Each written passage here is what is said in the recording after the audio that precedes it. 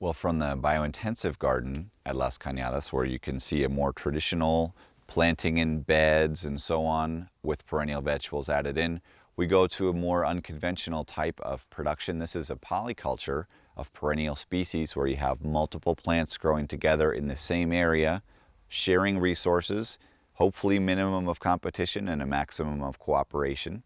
And this is a concept, although these are tropical species here, this is a concept that would work anywhere. So I'm going to walk through some of the species that are found here, including some very interesting perennial vegetables, and then we'll talk a little bit about how this might apply in other climates up in the US.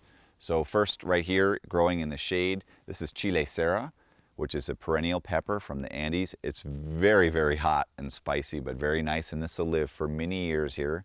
And as something that likes partial shade, it's happy growing under here.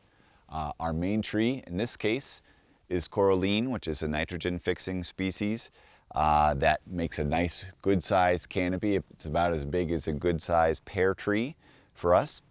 It's making nitrogen, it's helping out its neighbors over here with fertility. And in the shade underneath, we have some other perennial vegetables. This is tepijelote, which is a palm, a very short palm that loves the shade.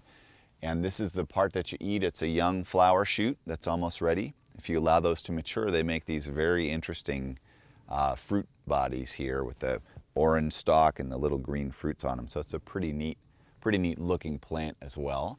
To this side,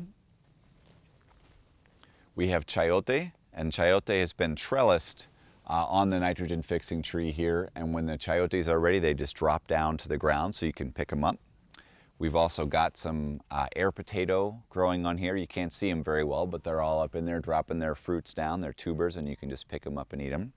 Also down below here growing in the shade is turmeric, which is a very lovely thing for us to have to eat as well as a spice for all these vegetables we've got here.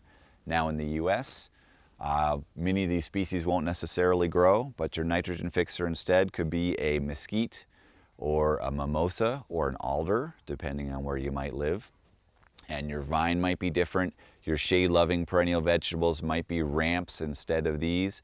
But the general concept is the same, that you can grow in these sort of layers and imitate the patterns of nature with your perennial vegetables, since we have so many that do tolerate shade and create sort of an edible ecosystem, which is a pretty nice place to hang out.